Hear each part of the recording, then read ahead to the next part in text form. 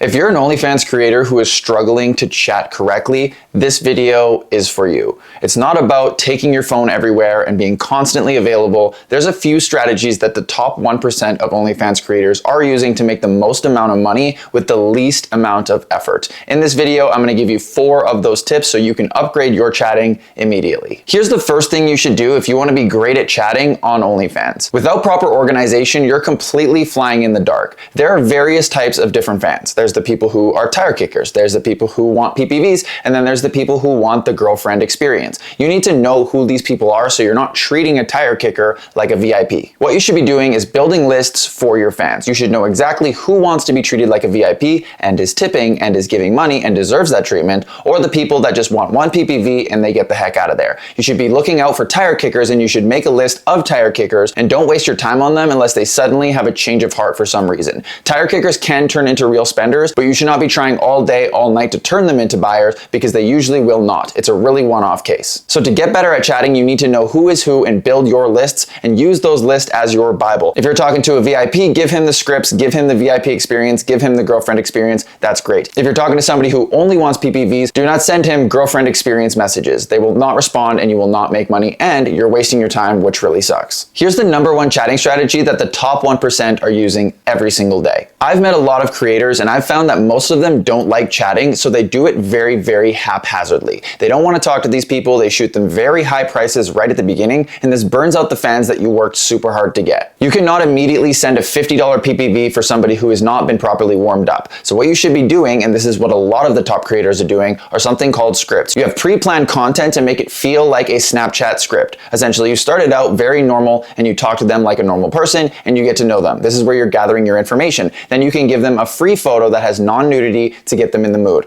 Then you have a slightly more explicit photo that has a low cost, and then you ramp it up and up from there all the way up to the climax. And you also have an ending photo that says, wow, I had so much fun with you, I hope we do it again sometime. The reason why we do this is because relationships are built over time. And with this strategy, you can make $500 to $1,000, sometimes $1,500 in one single night, simply due to the fact that every single piece of content is double the price of the previous one. This works way better than just sending PPVs and hoping they buy, because you're actually interacting with these people. They feel that you know them, they feel that you actually care, and this is the type of thing that people will become obsessed with, and that is what we call a whale. Start using this strategy today to make more money as an OnlyFans creator. A lot of creators out there, they send single pieces of content to their fans, which is totally fine, but this reads really weird to the fan. Imagine if somebody sent you a $50 invoice and on the page it said 1 photo. You wouldn't think that that's actually valuable. What you should be doing instead is you should be bundling your PPVs so that if you send a $50 bundle, it says 3 photos and 1 video. In their brain, they see, oh, I'm getting more, then it's obviously worth more money. If you're sending a single piece of content for $200, somebody's gonna look at that and say, nah, I'm bouncing out of here. They'll never tell you they don't want it, they'll just disappear and never come back. So when you're sending content to a fan and somebody wants to buy something,